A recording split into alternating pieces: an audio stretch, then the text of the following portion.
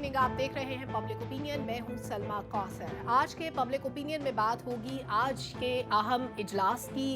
कौमी असम्बली का इजलास था, स्पीकर डेप्यूटी स्पीकर का इंतखाब हुआ। हमेशा की तरह हंगामा आराई रही, ऐवान नया था लेकिन शोर शराबा वही पुराना था। तकरीबन 2 साल के बाद पीटीआई के अरकान की वापसी हुई सुन्नी इत्तेहाद काउंसिल की शक्ल में, और एक बार फिर से वो गर्मा गर्म माहौल देखने को मिला।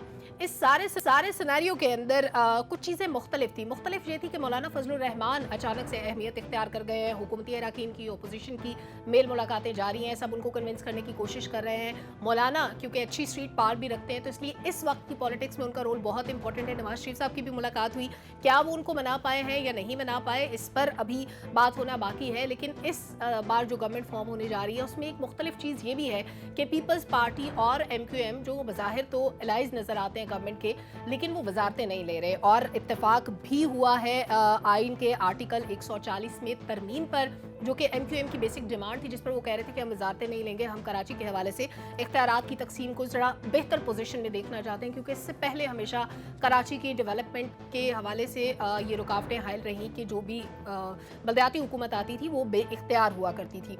इस पर बात करेंगे। MQM की अब वफाकी काबीना में नुमाइंदगी होगी या नहीं होगी इस तरमीम पर इत्तेफाक के बाद, इस पर भी डिस्कशन होगी। दूसरे सेगमेंट में बहुत अहम डेवलपमेंट के बारे में बात करेंगे। बानी PTI ने एक ख़त लिखा था IMF को, जिसके नतीजे में क्या हुआ कि कांग्रेस के 31 अरकान ने अमरीकी सदर बाइडन को भी एक ख़त लिखा है, और उस ख़त में ये रिक्वेस्ट की गई है, मशवरा दिया गया है कि बाइडन पाकिस्तान की नई हुकूमत को तस्लीम ना करें। अब बज़ाहिर तो ये एक ख़त है, लेकिन इसकी इम्प्लिकेशंस क्या हो सकती हैं। इस ख़त में जो इंतखाबी धांधली पर जोर दिया जा रहा है कि उसकी पहले तहकीकात होनी चाहिए, क्या अमरीका का ये मैंडेट है कि पाकिस्तान के अंदरूनी मसाइल में वो इंटरवीन कर सके, या बाइडन इंतज़ामिया किस तरह से आने वाले दिनों में असरअंदाज हो सकती है पाकिस्तान के अंदरूनी मामलात पर, या पाकिस्तान और अमरीका के दरमियान जो दो तरफा ताउन है बहुत से शोबों पर, उस पर आइंदा की पॉलिसी कैसे असरअंदाज होगी, ये पहलू भी डिस्कस होगा। और आखिर में बात करेंगे इंतहाई अहम मसले की। गवादर को आफत ज़दा करार दे दिया गया है। गवादर में बहुत ज़्यादा बारिशें हुई, और ये वो इलाका है जिसके बारे में दावे किए जाते थे कि ये आलमी तिजारत का हब बनने जा रहा है। लेकिन हुआ क्या कि इस वक्त बारिशों से इस कदर तबाही हुई है कि 50 से ज़्यादा घर तबाह हो चुके हैं। 90 से ज़ायद मकानात ऐसे हैं जिनको जुज़वी तौर पर नुकसान पहुंचा है। 4 शाराएँ, एक पुल पानी में बह गया है, और म्यूनसिपल कमेटी के पास सिर्फ 6 वाटर बाउजर्स हैं और 14 वाटर पंप्स हैं। क्या गवादर जो आलमी तिजारत का मरकज़ बनने जा रहा था उसके लिए ये वसाइल काफ़ी थे, क्योंकि अभी तक ये मशीनरी काफ़ी साबित नहीं हुई इन नुकसानात से निमटने के लिए, और इस आफत ज़दा इलाके को दोबारा बहाली की तरफ ले जाने के लिए क्या किया जा सकता है। ये सारी चीज़ें, सारे पहलू डिस्कस होंगे। हमारा बहुत कॉम्पिटेंट पैनल हमेशा की तरह हमारे साथ मौजूद। डॉक्टर हामिद अल-मशरकी हमें ज्वाइन कर रहे हैं, सहाफ़ी हैं, तज्ज़ियाकार हैं, किसी तारुफ के मोहताज नहीं हैं। स्टूडियोज़ में तशरीफ़ रखते हैं अनवर रज़ा साहब, डॉक्टर फ़ारूक सलीम साहब और आमिर सईद अब्बासी साहब भी हमारे साथ हमेशा की तरह मौजूद हैं। डॉक्टर हामिद मशरकी साहब, आपसे आगाज़ कर लेते हैं। आज का जो असेंबली का सेशन था, प्लस जो इत्तेहादियों की जोड़ तोड़ चल रही है, जो मौलाना को मनाने की कोशिशें चल रही हैं, MQM से मुलाकातें चल रही हैं, आइन के आर्टिकल 140 में तरमीम पर इत्तेफाक तो हो गया। क्या आपको नज़र आ रहा है कि आने वाली गवर्नमेंट की जो भी फॉर्मेशन होगी उसमें काबीना के अंदर MQM का भी कोई शेयर होगा और पीपल्स पार्टी भी वजारतें ले लेगी?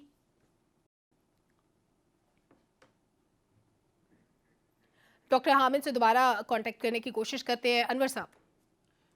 सलमा, आज जो असम्बली की सिचुएशन थी और कल की जो सिचुएशन थी उस पर ज़रा बात करते हैं कि जब इजलास शुरू नहीं हुआ था तो पाकिस्तान तहरीक इंसाफ के अरकान स्पीकर डायस पर आए और वही मछली मंडी का मंजर पेश किया गया। उसके बाद जब हल्फ उठाया उस वक्त भी शोर किया गया, और जब डायस पर जाते थे मेंबर ऑफ़ रोल पर दस्तखत करने के लिए, उस वक्त भी इमरान खान के हक़ में नारे लगाते रहे और नवाज शरीफ के मुतालिक चोर चोर के नारे लगाते रहे, और दोनों तरफ से, एक तरफ से घड़ी चोर और एक तरफ से मैंडेट चोर का नारे लगते रहे। ये तो पहले दिन का अहवाल है। आज स्पीकर और डिप्टी स्पीकर का इंतखाब था, उसमें भी सारा दिन यही आंख मचोली चलती रही। अपोजिशन हुकूमती जो मेम्बरान हैं उनके बारे में नारे लगाते रहे, इवन लोटे लेके जाते रहे, जूते एक दूसरे को दिखाते रहे।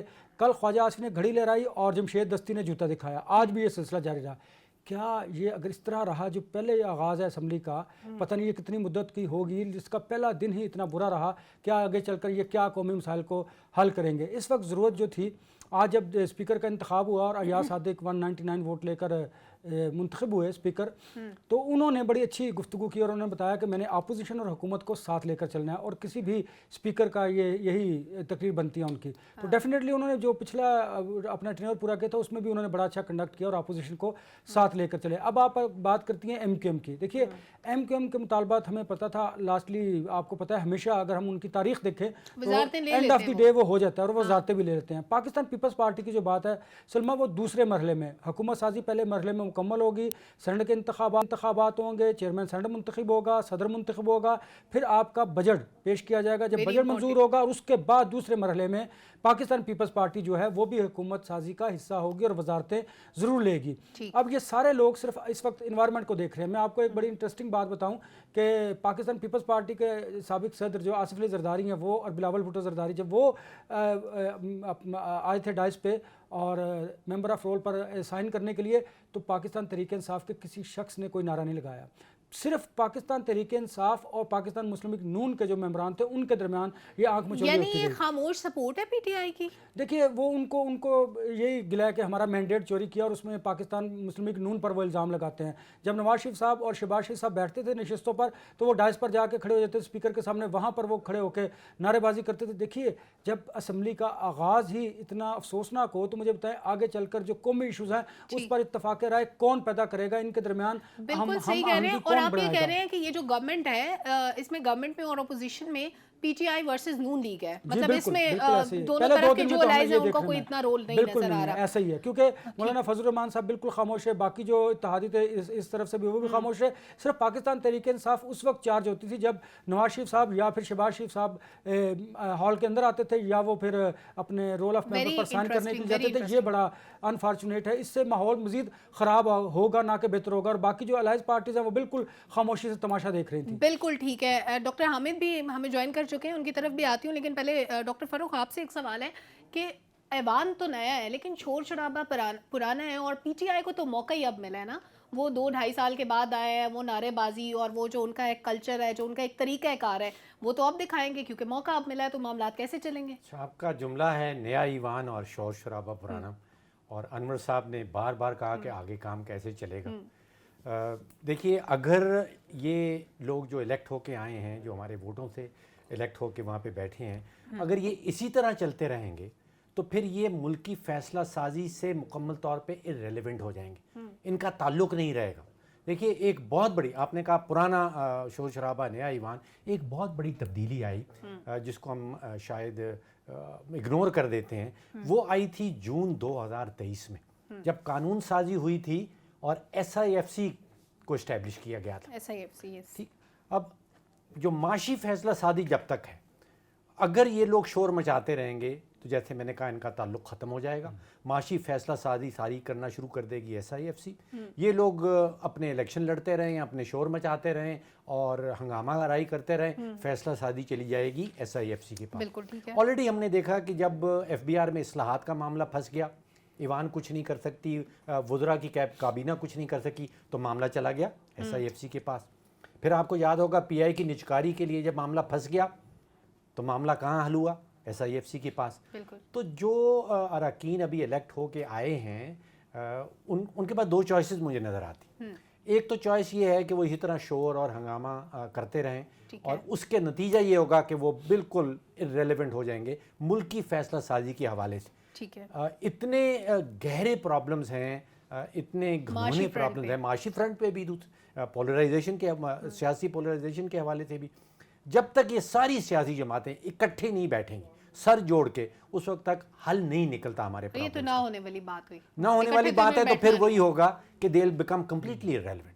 بالکل درست کہہ رہے ہیں آپ. اب مجھے بھی اپیرنٹلی ایسے ہی لگتا ہے. لیکن عامر سید عباسی صاحب, آج عمر ایوب صاحب نے اپنے خطاب میں ایک بات کی, انہوں نے کہا کہ عوام کے مینڈیٹ پر ڈاکہ مارنے والوں کو ایوان سے نکالیں. 2018 میں نون والوں نے تو یہ نہیں کہا تھا.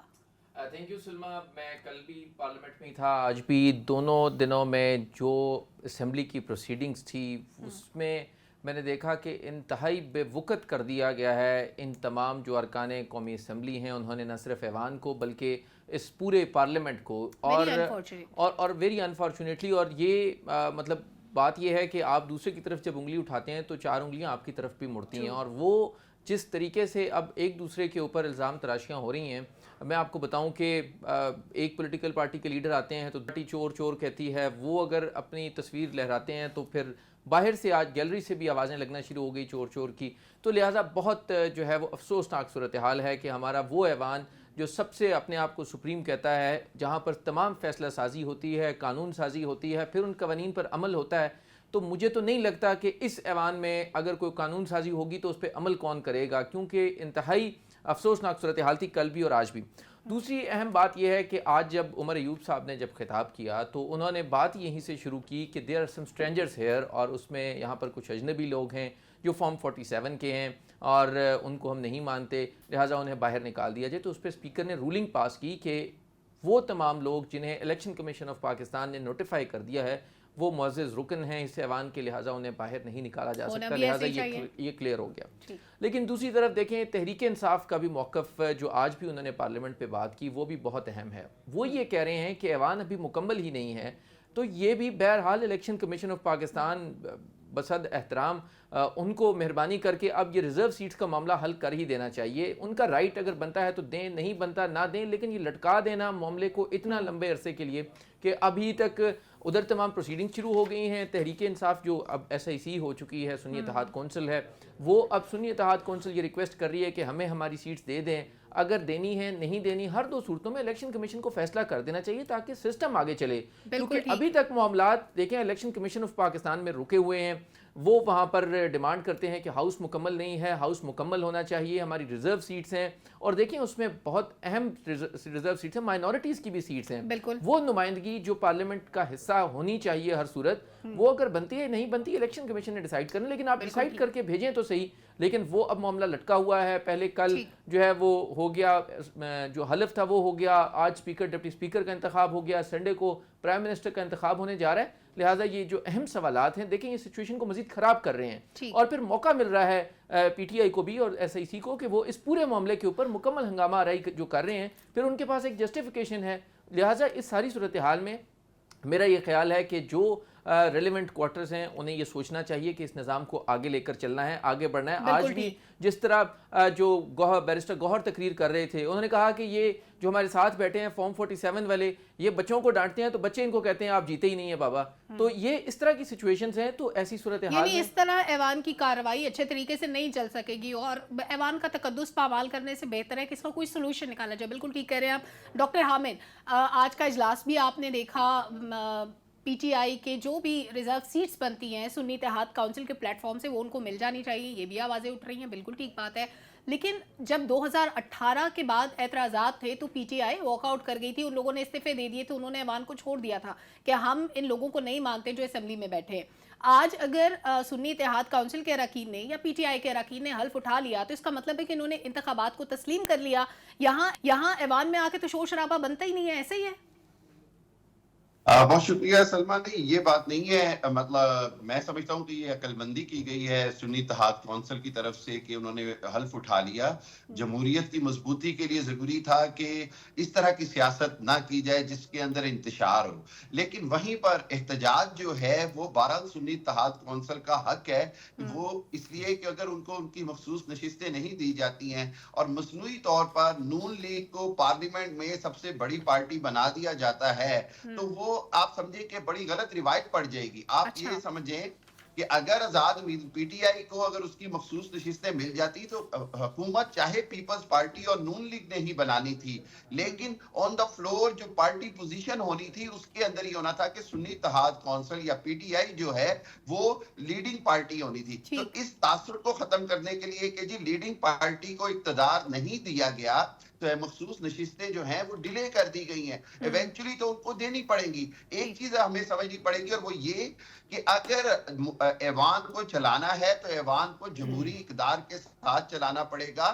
پاکستان کے جو معاشی صورتحال ہے, جو ملک کی اندرونی صورتحال ہے, اس کے اندر اس طرح کی سیاست کی یا اس طرح کی حکومت کی اب کوئی گنجائش نہیں رہ گئی جس میں اپوزیشن کو دیوار کے ساتھ لگایا جائے, جس میں اپوزیشن کے تحفظات کو دور نہ न किया जाए या अपोजिशन के जो जायज हकूक है उनको वो ना दिए जाएं। हमने फ्लोर ऑफ द हाउस में देखा कि जिस तरह पीटीआई के अरकान को कई जगह पे बोलने की इजाजत नहीं दी जा रही, जब बोलने की इजाजत नहीं दी जाएगी तो उनके पास डॉक्टर कोई साहब और कथा choice कलामी नहीं के लिए रहेगी। माजरत, वैसे मैं एक चीज आप चाह रही हूँ कि आप क्लियर कर दें कि 208 हुकूमती इत्तेहाद में लोग शामिल हैं।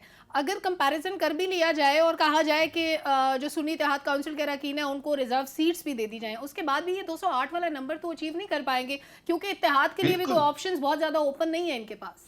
बिल्कुल सलमा, आप बिल्कुल ठीक कह रही हैं, आई एग्री विद यू। लेकिन बात यह है कि वो जो बात होता है कि सिंगल लार्जेस्ट पार्टी, देखिए ऐवान के अंदर ये जो जुमला है कि सिंगल लार्जेस्ट पार्टी जो है वो अब नून लीग बन गई है, जबकि अगर सुन्नी इत्तेहाद कौंसिल को उसकी सीटें दे दी जाएं मखसूस नशिस्तें अक़लियतों की, तो वो सिंगल लार्जेस्ट पार्टी हो जाती है, चाहे उसको अपोजिशन में बैठना पड़े। हमने 16 माह की जो हुकूमत थी शहबाज शरीफ साहब की, उसमें भी 4 वोटों के फर्क के बावजूद पीटीआई जो थी वो लार्जेस्ट पार्टी थी, चाहे वो इक्तदार से बाहर भी चली गई। मेरा पॉइंट सिर्फ ये है कि ये जो तासुर है इससे कोई फर्क नहीं पड़ेगा, बल्कि इलेक्शन कमीशन के लिए लाजमी है, हुकूमत की गुडविल या उसकी रेपुटेशन के लिए लाजमी है, क्रेडिबिलिटी के लिए लाजमी है कि वो फौरी तौर पर मखसूस नशिस्तों का पूरे पाकिस्तान में फैसला किया जाए। पंजाब में भी हमने देखा मखसूस नशिस्तों का फैसला नहीं हुआ।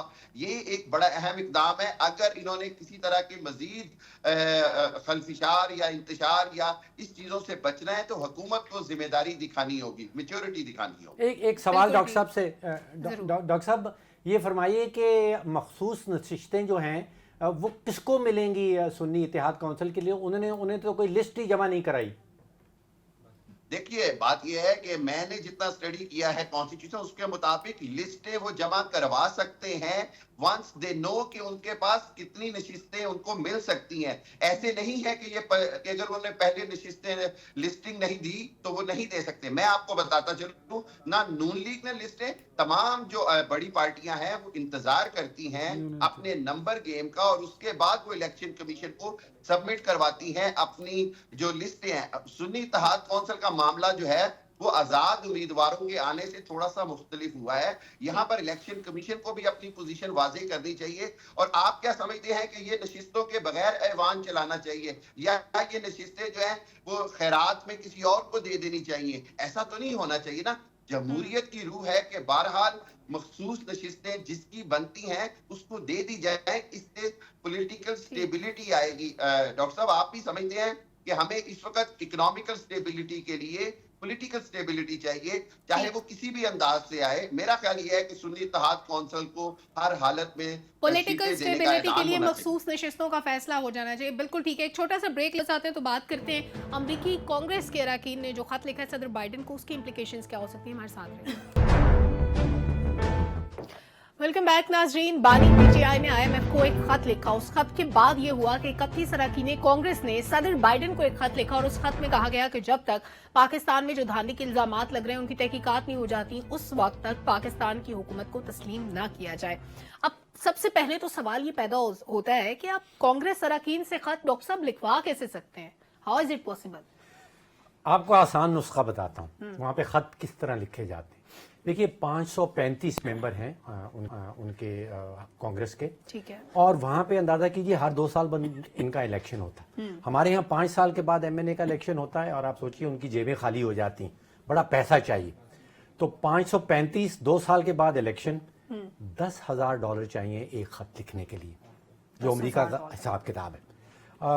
6.5 लाख पाकिस्तानी रहते हैं अमेरिका के अंदर। आपको $10,000 और उस हलके के अंदर तकरीबन 100 पाकिस्तानी ये वो खत की वोटर्स, कॉपी भी हम दिखा रहे हैं जो सदर बाइडेन को लिखा गया। 100 पाकिस्तानी वोटर्स या 100 वोटर्स और $10,000 ये चाहिए आपको एक कांग्रेसमैन से खत लिखवाने का, ये कीमत है। ठीक, तो जो भी ये पूरा कर दे वो खत लिखा जाता है। और इनके लिए ये आसान अब था। सोचिए कि 4 लॉबिंग फर्म्स बैठी हैं, हाँ। 6.5 लाख पाकिस्तानी वहां बैठे हैं, उसमें से आपने कुछ ही इकट्ठे करने हैं, बिल्कुल। $10,000 आपने इकट्ठे करने हैं और कोई एक मुश्किल नहीं है, खत हाँ। निकल जाएगा। अच्छा, अब उसका खत का असर क्या होगा? देखिए खारजा पॉलिसी जो है वो ये जो खत लिखने वाले हैं वो ये नहीं बनाते। ठीक। खारजा पॉलिसी बनती है स्टेट डिपार्टमेंट में। ठीक है, खारजा पॉलिसी बनती है स्टेट डिपार्टमेंट के अंदर व्हाइट हाउस की निगरानी में। ठीक, व्हाइट हाउस का एक्सक्लूसिव डोमेन है खारजा पॉलिसी। ये जिन लोगों ने खत लिखा है इन्होंने खारजा पॉलिसी नहीं बनानी। बिल्कुल ठीक। अच्छा, एक और एग्जांपल आपको मैं बताऊं कि बांग्लादेश में इलेक्शन हुआ और वहां पे तो एक पार्टी ने इलेक्शन लड़ा, दूसरी पार्टी तो थी ही नहीं, और इलेक्शन से पहले अमेरिका ने बड़ी झाड़ सुनाई कि जमहूरी उसूलों की पाबंदी होनी चाहिए, ह्यूमन राइट्स होने चाहिए। अब क्या हाल है? देखिए, अमेरिका चलता है, इस उसूल को कहते हैं डी फैक्टो रेकग्निशन, कि जी वो इलेक्शन हो गया, अब नई हुकूमत आ गई, अब हमने इस हुकूमत के साथ काम करना है, अब पुरानी बातें खत्म। ठीक। तो ये पाकिस्तान के साथ, बाकी दुनिया के ममालिक के साथ अमेरिका का यही रवैया होता है और यही पॉलिसी होती है कि जब हुकूमत बन जाती है, आपको याद होगा कि IMF ने भी ये कहा कि हम हुकूमत के साथ, नई हुकूमत के साथ काम करने को तैयार हैं। तो ये इस उसूल को कहते हैं डी फैक्टो रिकग्निशन, कि आपके पास हुकूमत आ गई, पीपल्स पार्टी और PMLN ने, अब बाकी पुरानी बातें भूल जाएं, यानी इस अमेरिका भी, कोई फर्क नहीं पड़ेगा। कोई फर्क नहीं पड़ेगा। बिल्कुल ठीक है। डॉक्टर हामिद, आपके ख्याल में किसी भी तरह से असरअंदाज हो सकता है ये अरकान कांग्रेस का खत सदर बाइडेन की पॉलिसी जो पाकिस्तान रिलेटेड है? देखिए, बड़ी अहम बात यह है कि बहरहाल ये एक सिर्फ जो बाइडेन के खत की या कांग्रेसमैन के खत की बात नहीं है। पूरी दुनिया के मीडिया ने पाकिस्तान में इंतखाबात की शफाफियत के हवाले से बहरहाल सवालात उठाए हैं, चाहे वो स्काई न्यूज हो, फॉक्स न्यूज हो, BBC हो, गार्डियन हो, मेल हो, बहुत सारे इदारों ने सवालात तो उठाए हैं। मेरा ये ख्याल है कि इलेक्शन कमीशन की ये जिम्मेदारी बनती है कि इलेक्शन के नताइज के ऊपर एक व्हाइट पेपर शाया करे और उसके तहत वो दुनिया को भी मुतमईन करे जी कि किस तरह इलेक्शन जो है वो शफाफ हुए हैं, और अगर उसमें कोई बेज़ाब्तियां हुई हैं तो उनके सद्देबाब के लिए क्या किया गया है। देखें, हमारा मेन मकसद ये होना चाहिए कि पाकिस्तान को कोई नुकसान नहीं पहुंचना चाहिए। मैं इस चीज के हक में नहीं हूं कि किसी तरह का कोई लेटर लिखा जाए, किसी भी बाहर की कुव्वत को इन्वॉल्व किया जाए पाकिस्तान के मामलात में, ना ही किसी को इजाजत दी जा सकती है पाकिस्तान के मामलात में दखल अंदाजी की। लेकिन वहीं पर अगर सवालात उठते हैं तो उसका जवाब देकर उसका बेहतर तरीके से दुनिया को मुतमईन करना हुकूमत पाकिस्तान की और इलेक्शन कमीशन की जिम्मेदारी है।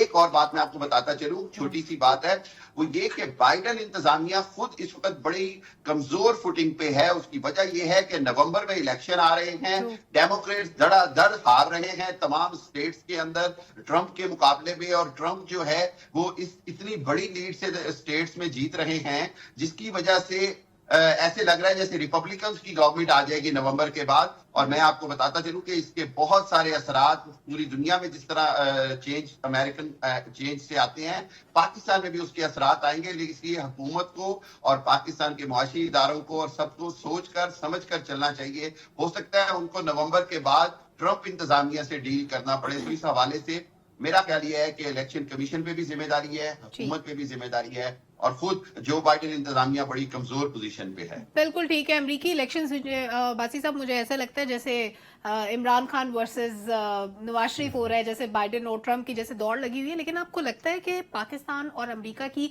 आइंदा की कॉपरेशन इफेक्ट हो सकती है ये खतों किताबत के सिलसिलों से?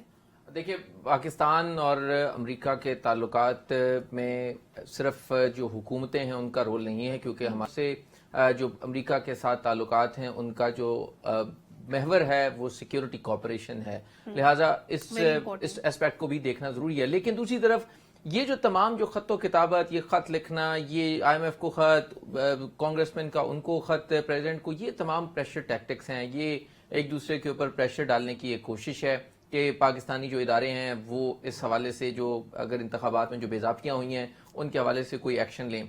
असल जो मसला है, जो तहरीक इंसाफ का बड़ा मसला ये है कि वो काम करते हैं जो नहीं करने वाले होते, और जो करने वाले होते हैं वो करते नहीं हैं।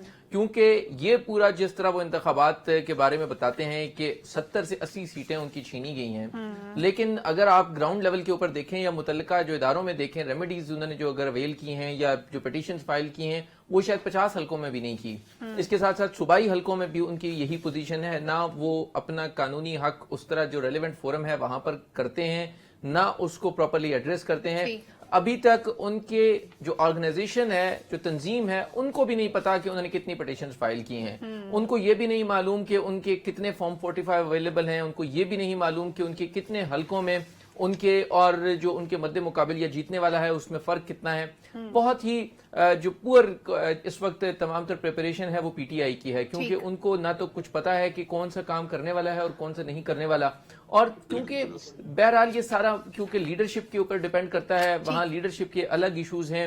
وہاں پر بیرسٹر گوہر خان ہیں جو بہت ہی زیادہ جو ہے وہ محتاط چلتے ہیں. دوسری طرف ان کی جو مد مقابل آپ کہہ لیں ان کے کمپٹیٹرز جو ہیں وہ اس میں شیر افضل مروت ہیں, وہ چھلانگ یہاں پر جانا ہوتا ہے تو 2 فٹ آگے لگا دیتے ہیں. تو اس طرح کے ان کے مسائل ہیں, اس لیے اس وقت پی ٹی آئی جو ہے وہ اندرونی طور کے اوپر بہت سے مسائل کا شکار ہے, اور وہی بات ہے کہ جو کام کرنے والا ہے وہ نہیں کرتے اور جو نہیں کرنے والا وہ کر رہے ہیں. اور ان کے لیے سوشل بھی میڈیا پہ تو decision بادشاہ وہ جیت رہے ہیں. ہاں اس میں کوئی شک narrative- نہیں, وہ پہلے سے سوشل میڈیا پہ جیت بالکل سوشل میڈیا کے تو وہ چیتے ہیں نا پہلے سے, اس کے علاوہ ان کو کچھ نہیں آتا, وہ ایک علیحدہ بات ہے. انور رضا صاحب جو خط لکھا گیا اس میں 2-3 چیزیں بہت امپورٹنٹ ہیں. ایک تو امریکی قانون کے مطابق انسانی حقوق اور جمہوریت کی جو بات کی گئی ہے اس میں امریکہ کو ضامن قرار دیا گیا ہے انسانی حقوق کا. دوسری بات عمران خان کو سنائی گئی سزاؤں کا ذکر ہے. تیسری چیز بہت امپورٹنٹ ہے کہ 8 فروری کو انٹرنیٹ اور موبائل سروسز پاکستان میں بند رہے, اس کا بھی ذکر ہے اس خط کے اندر.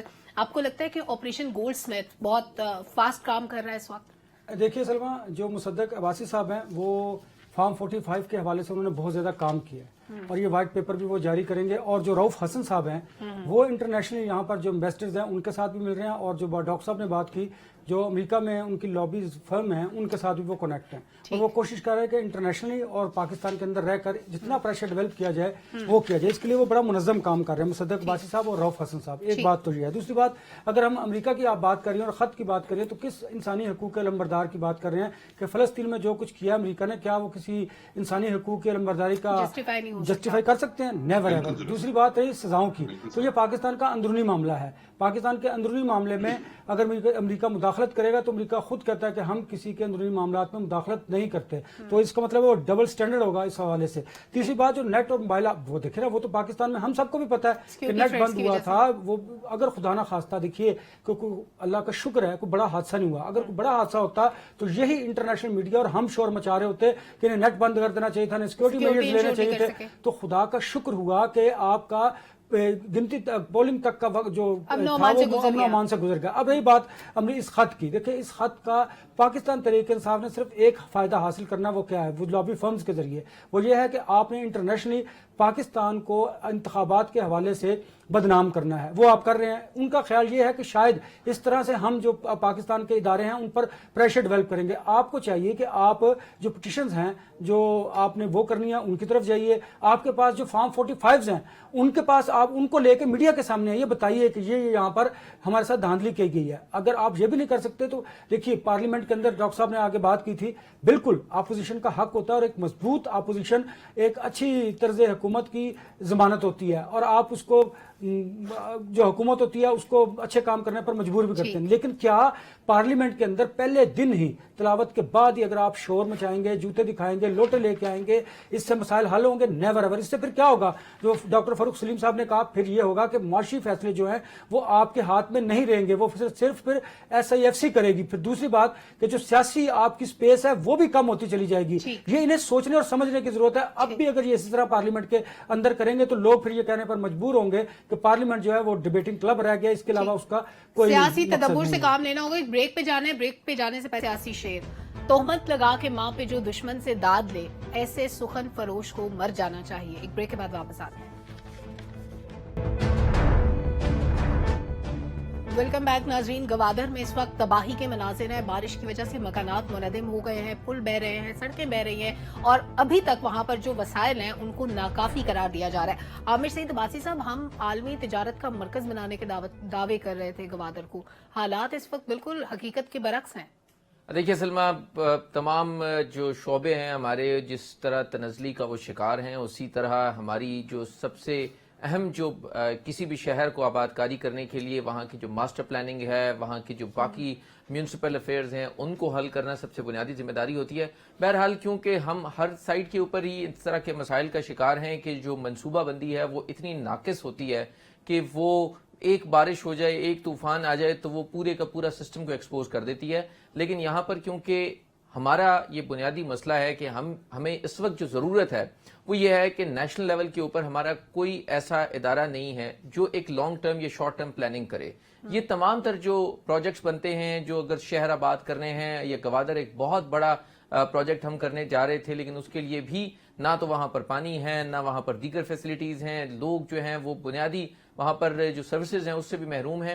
لہٰذا یہ وہ وقت ہے کہ ہمیں اس وقت کم از کم اب بیٹھ کر ایک مرتبہ کے لیے ہمیں نیشنل لیول کے اوپر کوئی نہ کوئی ایسی باڈی ضرور بنانی پڑے گی جو ٹیکنوکریٹس یا کسی ایکسپرٹس پر مشتمل ہو, جو تمام تر چیزوں کو پلان کرے, کیونکہ ہمارے ہاں سب سے بڑا مسئلہ پلاننگ کا ہے, اور نہ تو اس کے اوپر کوئی توجہ دیتا ہے, نہ اس کو کوئی حل کرتا ہے, اور نہ ہی ان تمام مسائل کو حل کرنے کے اوپر کوئی ریئل ایفرٹس کی جاتی ہیں. خطرے میں ڈال رہے ہیں جمہوریت کو, خطرے میں ڈال رہے ہیں, ایک ٹیکنوکریٹک باڈی بنانا چاہ رہے ہیں. اچھا انور رضا صاحب, آپ نے فیلڈ ورک بہت زیادہ کیا ہے. یہ جو PDMAs بنائے جاتے ہیں, کیا پلاننگ اینڈ ڈیولپمنٹ کے اداروں کے ساتھ ان کی کوارڈینیشن نہیں ہوتی؟ کیسی پلاننگ کرتے ہیں کسی بھی شہر کو آباد کرنے کے لیے؟ سلمان دیکھیں, نیشنل ڈیزاسٹر مینجمنٹ ہو, PDM ہو, باقی جو ڈیولپمنٹ اتھارٹیز ہوں, وہ بالکل کوارڈینیشن نہیں ہوتا. کوئی ایک دوسرے کے ساتھ کوآپریٹ کرنے کو تیار نہیں. ہر ادارے نے اپنی 1.5 انچ کی مسجد بنائی ہوئی ہے اور اپنے اختیارات سے وہ پیچھے ہٹنے کو تیار نہیں, بلکہ اپنے اختیارات تو اپنی جگہ, وہ دوسرے ادارے کے اختیارات بھی اپنے پاس لینے کی کوشش کرتے ہیں. ابھی تو سندھ میں جو سیلاب آیا تھا اس کا پانی خشک نہیں ہوا تو گوادر والا معاملہ آ گیا. مجھے بتائیے, کیا ہم ایک حادثے کے بعد دوسرے حادثے کا انتظار کرتے ہیں؟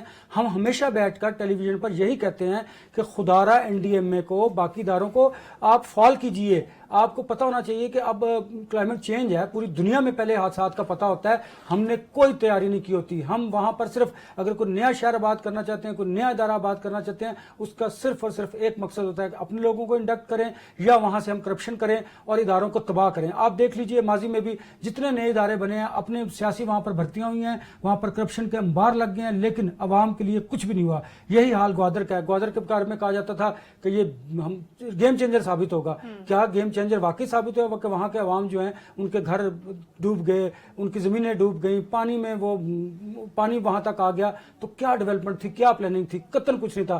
کیا یہ سوال سندھ گورنمنٹ سے نہیں پوچھنا چاہیے کہ ان کے کارپوریشنز, ان کے ترقیاتی ادارے کہاں پہ تھے؟ کیا یہ فیڈرل گورنمنٹ سے بات نہیں کرنی چاہیے کہ آپ نے گوادر پر اربوں روپے خرچ کر دیے ہیں تو اس کا آج یہ حال ہے؟ لیکن کوئی نہیں پوچھنے والا, کیونکہ اس ملک میں جو حادثہ ہو جاتا ہے اس کو درست کرنے کا بھی انتظام نہیں ہے, اور اس سے پہلے تو سوچیے نا کہ آپ اس حادثے کے لیے اقدامات کر سکتے ہیں. بالکل ٹھیک ہے doctor Hamid, it was one of the کی پروجیکٹس آف CPEC گوادر کی. جب ہم بات کرتے ہیں, اتنی انویسٹمنٹ کر دی, شہر بسانے کی باتیں ہو گئی ہیں, ہم لوگوں کو دعوت دیتے تھے کہ آئیں دیکھیں کیا خوبصورت گوادر بنا ہے. وہاں پہ صرف 6 واٹر باؤزرز اور 14 پمپس رکھے ہیں ہم نے اتنے بڑے شہر میں کسی بھی آفت سے نمٹنے کے لیے. کیا یہ کافی ہے؟ دیکھیے سلما, میں سمجھتا ہوں کہ میں انور رضا صاحب سے تو 100% ایگری کرتا ہوں کہ کوئی پلاننگ نہیں, کوئی پریپریشن نہیں ہے کسی طرح کے بھی ڈیزاسٹر سے نمٹنے کی. وہیں پر میں آپ کو ایک گوادر کے حوالے سے بڑی انٹرسٹنگ چیز بتاتا چلوں, وہ یہ کہ آپ دیکھیں گے گوادر میں حالیہ الیکشن میں کون امیدوار جیتا ہے. وہ امیدوار جیتا ہے جو گوادر کے حقوق کی بات کر رہا ہے. کوئی بڑی پارٹی نہیں جیتی, بلکہ ایک سرپرائز ہوا. اس کی وجہ یہ ہے کہ خود گوادر کے عوام یہ بات جان چکے ہیں کہ ان کے نام, ان کی زمین کو پوری دنیا میں بیچا گیا ہے بغیر کسی ترقیاتی فنڈ, بغیر کسی ترقیاتی کام کے. صرف جو بھی آیا ہے اس نے اپنی, ہم پنجابی میں کہتے ہیں دیہڑی لگائی ہے یا چونا لگایا ہے یا بیوقوف بنایا ہے, اور کچھ نہیں ہوا.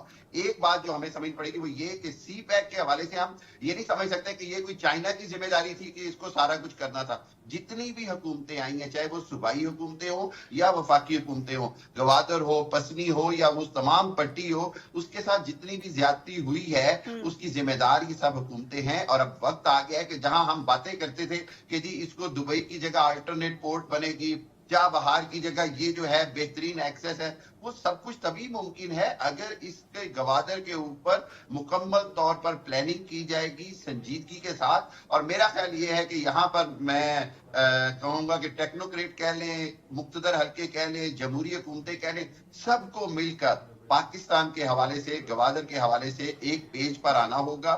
اور سب سے بڑھ کر یہ کہ گوادر کے جو عوام ہیں, جو لوکل وہاں کی عوام ہے, ان کو مطمئن کرنا بڑا ضروری ہے. انہوں نے جو الیکشن کے ووٹنگ ڈال کر جس امیدوار کو جتایا ہے, وہ اس بات کا اشارہ کرتا ہے کہ وہ خوش نہیں ہیں آپ سے, ان کو آپ کو مطمئن کرنا ہوگا اور گوادر کو سیریس لینا ہوگا. ڈاکٹر فاروق, کیا گوادر پورٹ کا مقابلہ ہم دنیا کی دوسری پورٹ سے کر سکتے ہیں؟ کیسے کمپیئر کیا جا سکتا ہے اس کو؟ سلما, ایک خوابوں کی دنیا بسا رکھی تھی گوادر کے ارد گرد, اور یہ بارش ہوئی اور وہ آپ نے دیکھا کہ خواب بھی سب ڈوب گئے. میں دیکھ رہا تھا کہ پورٹ آف گوادر میں اوسطاً جو بارش ہے سالانہ وہ صرف 100 ملی میٹر ہے. پورٹ آف سنگاپور ہے, وہاں پہ 2500 ملی میٹر کی بارش ہے سالانہ, اور وہاں کبھی پانی اکٹھا نہیں ہوتا. बेस्ट मैनेजमेंट अभी यूएई का जिक्र किया, डॉक्टर साहब ने यूएई का जिक्र किया। देखिए ग्वादर में इस वक्त अगर आप हकीकतन अमलन ऑन द ग्राउंड देखें तो सिर्फ 2 बर्थ्स बनी हुई हैं। अच्छा, जबल अली जो है वहाँ पे 93 बर्थ्स हैं, सिंगापुर में 67 हैं। आप कह रही थी कि हमने ग्वादर को there's no दुनिया का comparison. मरकज बनाना है, दुनिया की तिजारत का मरकज बनाना है, अभी तो सिर्फ ख्वाब है वहाँ पे। देखिए पानी की निकासी का निज़ाम नहीं है, जो भी बिल्कुल वाज़ेह हो गया। बिल्कुल उसमें आप क्या पोर्ट बनाएंगे जब आपके पास पानी की निकासी का इंतजाम नहीं है। अनवर साहब ने क्लाइमेट चेंज का जिक्र किया। अब हमें एडवांस में पता चल जाता है कि फ्यूचर में क्या होने वाला है क्लाइमेट के हवाले से। इंफ्रास्ट्रक्चर डेवलपमेंट क्या करनी है, ख्वाब दिखाए जाते हैं। अमलन जब एक बारिश होती है सारे ख्वाब डूब जाते हैं। ऑन ग्राउंड लेकिन डॉक्टर साहब, दामों की सलमा, एक कमी बात खुल कहने चुकी है दीजिए, मैं शॉर्टली। भूल गया था कि वहाँ पर भी प्लॉट बिके हैं और लोग अब भी रो रहे हैं। इतनी इन्वेस्टमेंट की है जो लोगों की डूबी हुई है वहाँ पर, उसका भी जिक्र और कर वो देते हैं। डूबी हुई इन्वेस्टमेंट के ऊपर पानी भी फिर चुका। तमाम मौजूद पैनलिस्ट का बहुत शुक्रिया। पब्लिक ओपिनियन का वक्त खत्म हुआ, इजाजत दीजिए, अल्लाह हाफिज।